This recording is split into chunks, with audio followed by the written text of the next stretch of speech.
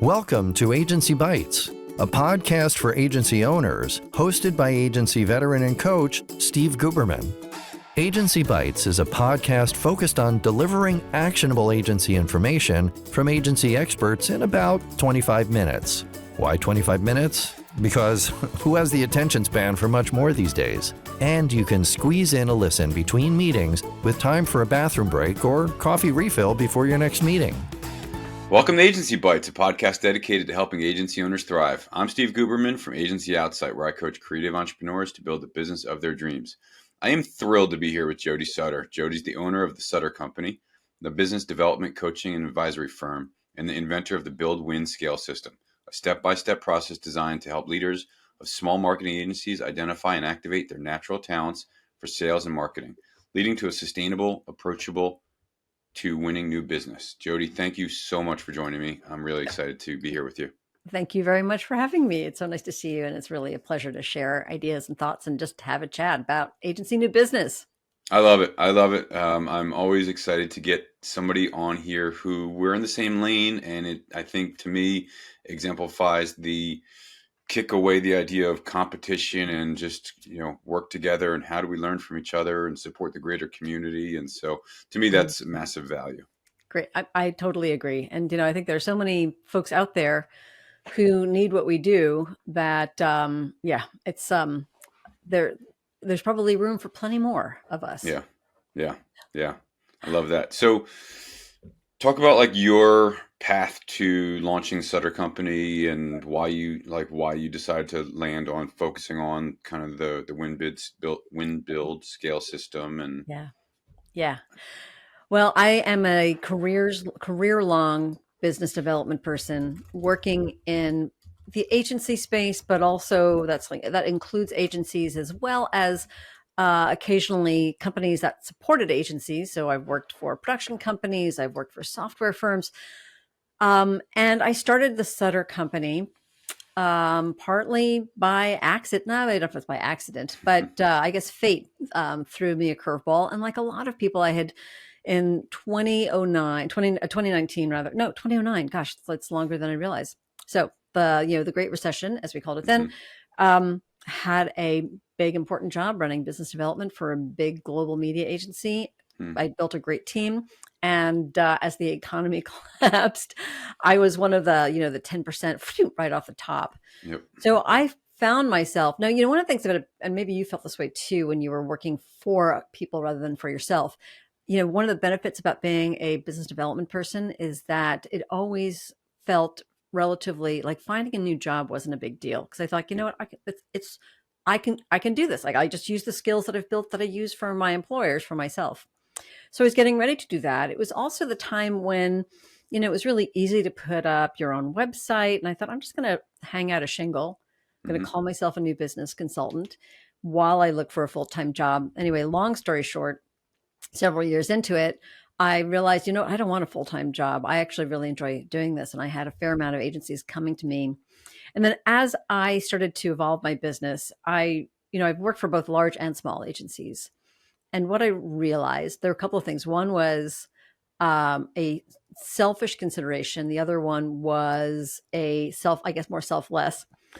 Start with the selfless one first. As I realized that small agencies really need the help. I realized, and this is probably what you've seen too, that an agency owner did not found their agency because they love doing business development. And often it is quite the opposite.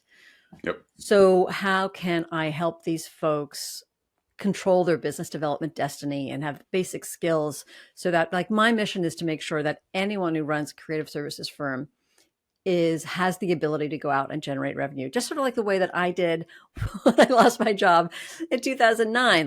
Well, I got the skills to generate more revenue for myself. I want them to want to do that for their business.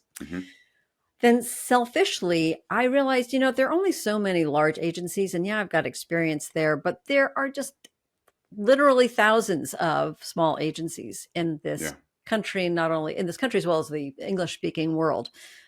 So I thought, well, that's a bigger market that I can explore. So it was both the need was there as well as the market opportunity. And that's sort of how I started it. And then over time, I evolved this into this build, win, scale system, realizing that there are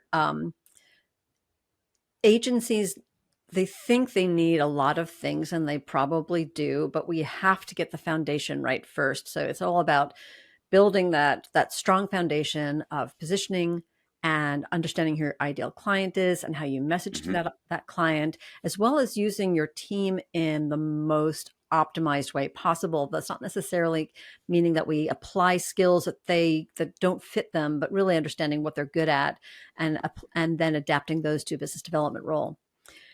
Then as you scale, you start building those skills. So you start to get better at closing, you start to get better at marketing, you start to feel more comfortable in a selling role. And then finally scaling, when you get to the point where you're like, you know what, I no longer, as the owner, I no longer need to be the one running this. How do I take what we've set up Hmm. and expand it out so that we can grow exponentially? Yeah. So that's a lot. I want to back up two Yeah, thoughts. sorry. One is how you define the selfish part of what your motive to launch was. Mm, That there's only so many large companies, large agencies, and we'll yeah, define large. Maybe it's 100 headcount and above, or holding companies, or whatever. yeah, Small companies, there's millions of them, yeah. and I don't know. I don't call that selfish. I call that like positioning, which is what Yeah, you're really great at, right? You don't want your service to be so niche that there's no market for it. You're right. done serving everybody in a year. Do you know what I mean? Like, so Yes. for me, when I think about like why I launched what I launched, the selfish part is Yeah. I don't want to work 40 hours a week. You know Yeah. what I mean? And so to me, I don't know, that was an interesting twist that I wasn't expecting that you were going to talk about the I mean, positioning as a selfish, kind of motivation there. yeah, and you're absolutely right, because one of the things that, and you might do the same, something similar. One of the things I do with my clients when we start thinking about the ideal client, one of the ways I move them into that conversation, it's very simple, and I didn't invent this exercise. So, but so I thank the people who did show me how to do this. But it's so simple. It's basically looking at who you work well with, like Right. who understands they need you, who appreciates you, who pays you what you're worth. And here's the other thing I discovered is like, you know what? It's not the big agencies. I get more pushback on things like my pricing from large holding company Wow. agencies that I do with small ones, Yeah. because the holding company, because then they need to justify those costs. Yeah. And a lot of Yeah. times it's the business development person who not only has to justify the costs, but justify the reason for outsourcing, for growing their own skills. So yeah, I really like when the agency owner, and for me, I also find you may also black and white. Either they believe they need you, or they don't believe they need you. And if they don't believe they need you, that may be Yeah. true, but it's probably not worth me trying to convince them. Yeah. I also felt like I can make more of an impact in a and for me, I Hmm. define smaller as like 75 headcount all the way down to solopreneurs. Like Yeah. that's my sweet spot. That's where I've spent my entire career, other than like a small stint in corporate. So I know the mentality, I know the ins and outs, I know the idea of feeling alone and everything's on your shoulders and Mhm. this team is looking to you, and like, so the burden's there, you know what I Yeah. mean? And so Yeah. I know I can make a bigger impact there. I've had large holding companies reach out to me. I have zero experience there. And so I don't even want to pretend like I can make an impact when probably I can't. Yeah. And like, I think to your point also, it's so cutthroat trying to advance, trying to get your boss's job, trying to do this. I don't want to be a part of any of that Yeah. Yeah. chaos. I think we followed our own advice. Yeah. We identified our ideal client type, and we stuck with it. Yeah, that's positioning. That's in a nutshell, right? Yeah. So how long so you launched this in the '09-ish Yeah. era. When did you like Yeah. niche into this build win scale system, or have you been kind of developing it all along? I guess sort of developing it all along. However, I will say that probably for the first 10 years of, being on my own, I did actually, full disclosure, I did actually go back to a full-time job. Moved up to Maine to work for the VA agency, and that was a great year up there. But that was one of the illustrations where I realized, wow, you know what? I've ruined myself for being employed. Yeah.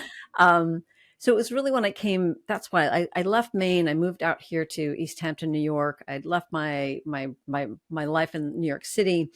And that's where I started thinking about how do I need to niche down, need to Hmm. narrow my focus. And I I hope this is like not too much about me, but for one moment I thought I'm going to do outreach. I'm going to do outbound. So again, this is a bunch of years before there was 1,000 little companies out there saying where we can fill your pipeline and 50 leads a day. There are only a few of us, and it was a job I knew that agencies didn't want to do. But I also realized that I wasn't always successful, and the reason I wasn't successful is that they were not setting me up to win. So I Right. thought, you know what? Number one, let me try to eliminate those clients who are not going to set me up to win. And then what I found is that those were the agencies that said, well, can you help us? And so that's where I started developing build, win, scale, because often we needed to identify where the holes were in the foundation. Sometimes there were a lot, sometimes there were a few. So building that foundation and then sort of teach layering on teaching the skills. And it's been more recently where I've been helping them build accountability and scalability. Love that. So it's not even a done for you system. You're coming in and you're guiding them through this process of positioning and nurturing talent, and then eventually getting the owner out of the owner-led sales process. And that's a long-term, like that's not an overnight thing. That's a lot of work that needs to go into it. And to be honest, I think that for agencies, especially agencies that are under 40 people, I think the owner will always be involved. Yeah. And I think what I want to do is help them establish an approach that allows them to be involved only in the way that makes the most sense for that agency, whether it's closing or some agencies, it can be more about using that agency owner as the banner, as the headliner going out and speaking, and someone else does the closing. So yeah, but I think in general for a smaller agency, you still need the owner to bring some gravitas and some importance to the business development process for clients to take you seriously. So talk about like the early stages of your process when you jump in. Like, what are some of the pitfalls that you see agencies acting on or performing or doing or not doing these days, or some of the big challenges they come to you with? Yeah, well, and again, you probably see the same thing as well. And it's funny, you had mentioned, what do I see these days? I always get a little bit nervous when people ask me that question, because I think, oh, what are the trends? What are the trends? But the fact is, business development, it's sort of like a classic wardrobe, those things that never go out of style. And the technologies can help you get better at those basics, but it's usually they're struggling with the basics. So number one, going back to client, number one is they haven't applied the discipline around identifying their ideal client. That's probably the biggest thing.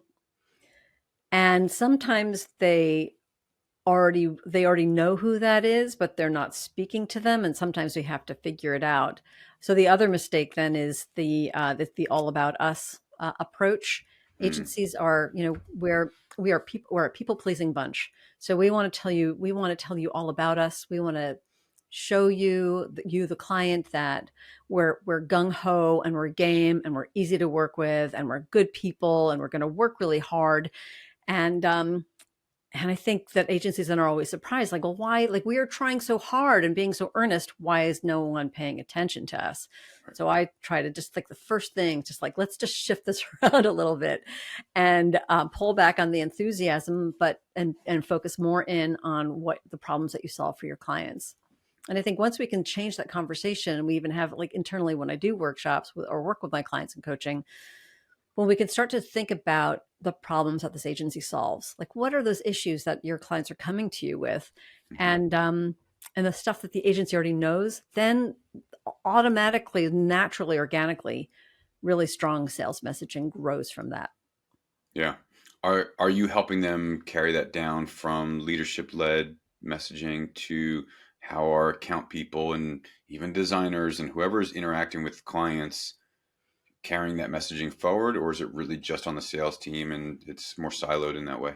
Yeah, well, I think for me, the agencies I work with tend to be, I think, a little bit smaller than yours. So again, once they get to around 40 and they can bring that, usually that's where I find they can start to bring on a business development person. I find that, I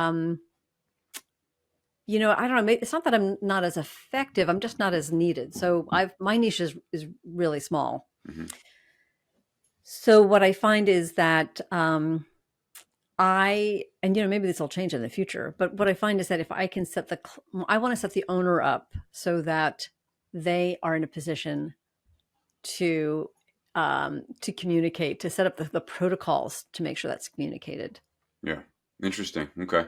Yeah. I mean, listen, I'm playing with agencies, like I said, from 0 headcount to Yeah. 10, 20, 30, 40. And I've also found that, below 20-ish, there's no way they're having a salesperson. 30 Yeah. is sketchy. But it's possible, but getting somebody or a service or outsourcing outreach, like you said, those tools Yeah. weren't there 20 years ago. And so now Yeah. there's tools they can use. Are you helping them integrate tools like that, AI tech or outbound Yeah. tech or things like that? 100%. And I'll be the first one to admit that I do not know, like, I do not know everything about AI, and I do not know everything about CRM and inbound marketing, but I know enough to know when the tools are needed and to help my clients make discerning decisions about which tool is right for them. Hmm. A lot of times what I do is I will look at, well, first of all, any agency needs a CRM. There are very few who I think actually zero. I would Yeah. justify saying, oh no, they don't need one. But around the tools as well, it really depends as well on where we're going as far as the approach. Is it more of a marketing led approach? Again, is that agency owner going to be that big ideas person who is more likely to feel comfortable out on a stage Hmm. or doing a podcast or writing a book and generating leads that way? Well, now we're going to look at the types of tools, especially as we're establishing that process. The tools that we are looking at are going to be different from a more one-to-one relationship building connector type, more natural salesperson, natural networker. Then Yeah. those tools, or the way we use those tools, are going to look a little different. Yeah. But it kind of goes back to what you said before is there's that, what do you call it? The tried and true wardrobe or the Mhm. trend of the wardrobe, the jeans and the t-shirt, like it's always going to work. Right. And so a lot of Yeah. it is accountability of like, hey, are you reaching out to clients that you haven't worked with in 6 months? And are you like holding them accountable to just going through the activities and the things that they can control, Yeah. to generate leads and get discussions going and things like that. That's right. And yeah, I like the idea of figuring out what does the owner really want to be doing. Where's their true like zone of Yeah. genius of, are they just doing the pitch work or are they actually Yeah.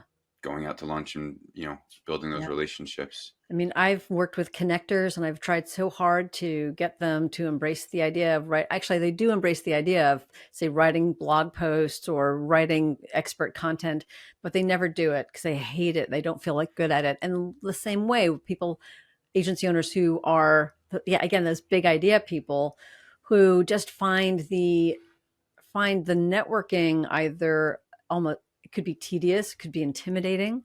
Hmm. So they don't find being on a stage intimidating. But don't make them walk into that networking cocktail party. Yeah, that anxiety, can Yeah. just cripple somebody. And if that's not where they Mhm. are comfortable, they're going to Yeah. fight it. They're not going to be Right. successful if they force themselves into it, and it's just not worth it.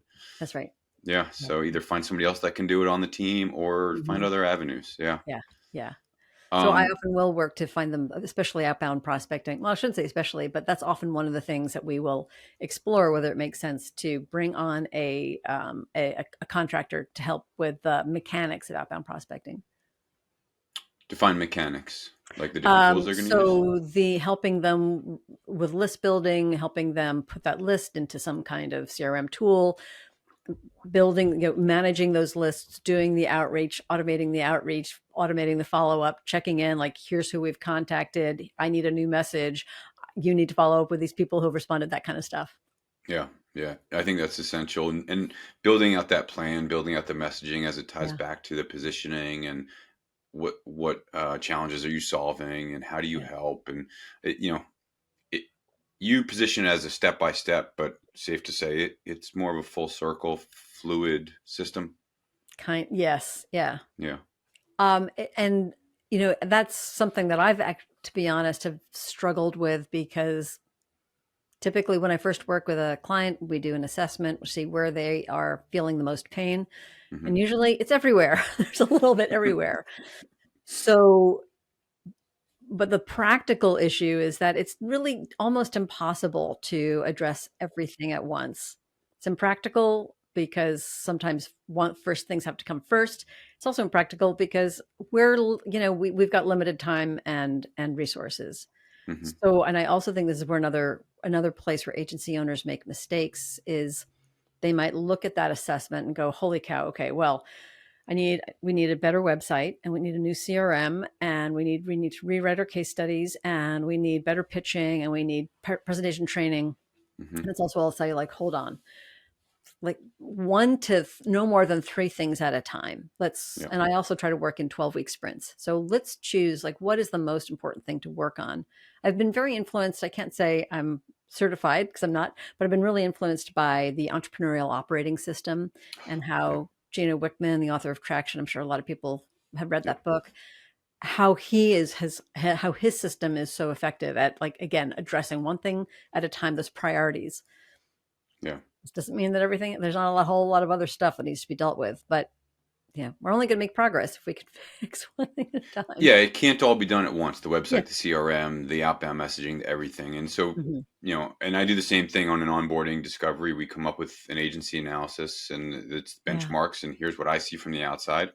Here's what you see. Let's put them together and have the owner prioritize them. Because if I say, this is your number one priority, you're going to go, no, it's not. That is. So you prioritize it. Let's build out the WIGs, the wildly important goals, to pull some EOS chatter. I love EOS. Also not certified, unfortunately, but pick the priorities and do 1, 2, maybe 3 things at a time, depending on the size of the team. And one specific question I have that, like, people reach out to me and ask, and I have varying responses, but they'll say, well, we have, there's so much seasonality, and maybe, beginning of the year is really busy, and then our pipeline is full, and summer dies down. And how do you help agencies offset that dip in fund, in pipeline or, workflow? I don't know if I've come up with the silver bullet, unfortunately. I think, and in some ways the answer for me steps out of my area of expertise, which may not be a valid answer. It's like, well, you should do this, but I can't help you with it. So I think one of the answers is to embrace it. So in all our years, and I don't know, again, I'd be really curious to see how you handle it too. I want to smooth down the edges as much as possible so that the agencies are doing things consistently, which I think then will result in a more consistent pipeline. I don't think, but because of who we are and what we do, these agencies, I don't think you're ever going to eliminate those highs and lows. And so I also think that an agency, what I question is whether agency owners then say, well, on a finance front, how do I make sure that I am managing my money so that I'm allocating things evenly across the year? Something that I had to learn as a business owner, and I've got a pretty small business. So that has nothing to do with new business and revenue and sales and marketing. Well, actually a lot to do with revenue. But I think I wonder sometimes how agencies are looking at the fact that they can do something on a finance level to even things out. What do you find? Similar, and I have like 2 answers for it. One is that if you're able to forecast out far enough and see where the dips are, use the dip as your operating budget. And so when you have a hill, that's surplus. Yeah. It's harder to do that with team resources, because if the dip is where I'm allocating my resources, now I've got to have freelancers available, but you've got the extra cash flow on the rise. The other thing that I try and help them figure out is, if you've got a dip and it's that big, look at the verticals that you're supporting and find verticals with alternating seasonality if you can, right? So we did a lot of work in my agency in consumer electronics, and so Q4 into Q1 was CES and holidays, and like all, so we knew massive spike going into Q4 and coming out of Q1. Summer was a dip. So can you find nonprofits whose fiscal years are flipping in the summer and they've got new budgets to allocate, and try and even it out and things like that? So to me, positioning into different verticals, that way, to your point, the consistency, if you're always marketing to these different layers of verticals, you're always going to have that, hopefully less of a dip. But I mean, the other alternative, if you can manage your finances, if you're fortunate enough to be able to use the highs to finance the rest of the year, is to use those dips to do all the stuff that's on your list, that like the Yeah. website and the case studies and the training. And I don't think we take full advantage of that Yeah. either. Like, we complain that things are, agency owners will complain things are too slow. Month goes by, things change because things are seasonal. And all of hmm a sudden, they don't have to complain anymore. But yet, that long to do list of bigger strategic projects is still being ignored. Yeah. Use the dip to get the work done. I mean, that's kind of Yeah. what I was preaching all summer long was, hey, if it's slow, what can you do to keep your team busy to, Yeah. reposition yourselves? Absolutely. Love that. Yeah. I want to shift gears real quick to some random rapid fire questions that I just Sure. like to close this out with. The first is, what's something recently, a hobby, a book, a podcast, a show, whatever, that you just can't get enough of? Oh my goodness. Okay, so I'm going to it's funny, I'm going to go back to what we said. This is going to be a little confessional. Um it's going back to what we said about like how there's a lot of people like you and me, and a lot of Mhm. agencies who need people like you and me, but we've got some very talented peers, competitors, mentors. So one of the podcasts that I'm starting to listen to again is Two Bobs. I mean, Mhm. do you listen to Blair and David? I absolutely love their podcast. Yeah, Yeah. it's one of the only that I get notifications on of new episode. So Yeah. sometimes for a while I avoided it because it just totally freaking freaked me out because they're so smart and so good. hmm And then I guess, actually what changed my mind a little bit was I was listening to another podcast that Blair does with my friend Leah Power of the ICA in Canada on procurement, which is also a fantastic podcast. Procurement doesn't sound like it's going to be fantastic, but it's fantastic. And Blair actually, I don't know why, I'm not sure why, but he mentioned my name within the context of other valuable agency advisors. And it made me go like, why am I like, first of all, very appreciative. And second of all, like, why am I allowing my sort of competitive paranoia to eliminate a really good source of information? I will say sometimes it's really validating as well. And other times I learn different approaches. So that's probably the one I've come back to. And if anyone's not subscribed, go subscribe to the Two Bobs. Yeah, twobobs.com, really great. David and Blair are just Yeah. brilliant. Blair's Win Without Pitching manifesto Yeah. has changed a ton of agencies that I know of, changed the way I did biz dev and Yeah.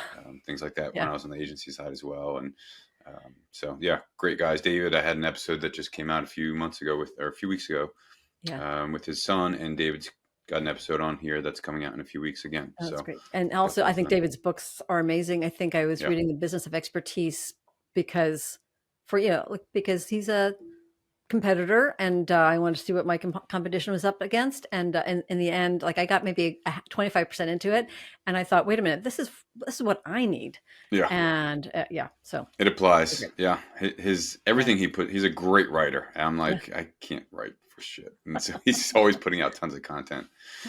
What is a tool or a thing that you've recently integrated into your life that you look back and you're like, how the heck did I live without this thing before? Oh my gosh, that's another really good question. I should have asked these in advance, but I guess that would There's make the no rapid fire rehearsals. thing. Yeah.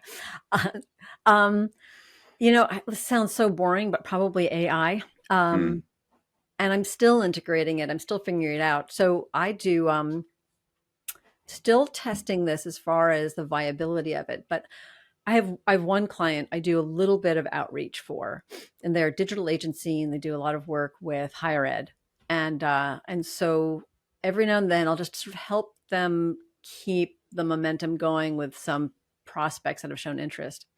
And lately, what I've been doing is going to Chat GPT and sort of asking like, hey, this University of Southern whatever, what are the marketing problems that this university is having? And so there are a couple of things that's good. Number one, if there is an issue that their dean or their new president has made publicly available, but it doesn't give me, I don't have to go find that. hmm It'll, pops up and boom, I can then craft my message based on the issue that they're stating they have.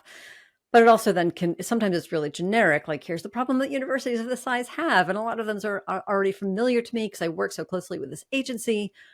But sometimes it also just comes back in a way that takes the pressure off me and the time to word it eloquently and succinctly. So I have been experimenting with AI to write quick pitch letters to prospects, and I recommend others do that too. Yeah, I think the first part of that is AI is being used more for just general Google searching. Google searches are down drastically. Yeah, so Tell much me more about efficient. this, and so the knowledge base is that much more vast. But then taking your rough draft and having it polish it, like I'm not great with grammar, and so I do that all the time. So I fully support that. And then finally, what is just a super invaluable piece of business advice that you can share with listeners? Oh, so it's hard to narrow it down to just one. If I had to narrow it to just one, can I narrow it down to three? Yeah, I think again with business, with going back to who we both serve, these small agency owners or owners of small agencies, maybe I should say, and this idea of like the sort of the barrier that sometimes I feel that is between them and generating revenue. I would say the best business advice I could give them is to take a moment and just reflect on what you do for your clients. And this is not a commercial for you or me, but like maybe even have a colleague, maybe one of your employees to work with you, just to start looking at the things that you no longer see because you take them for granted. And usually that's where I find the value lies, and all those things that you say, well, of course that's what we do. That's what our clients pay us for. It's like, yes, that's what your clients pay you for. Let's turn that into a value message. So that's where that would be probably, if you have to start anywhere, that's where I would start. I love that. Jody Sutter, the Sutter Company, thesuttercompany.com, book a consultation. Thank you so much for joining me. I'm really grateful for your time. Thank you. Thank you, Steve. Thanks again for tuning in to Agency Bytes. If you know someone with expert knowledge on a topic that agency owners would love to hear about, go to agencyoutsight.com/podcast-guest and nominate them.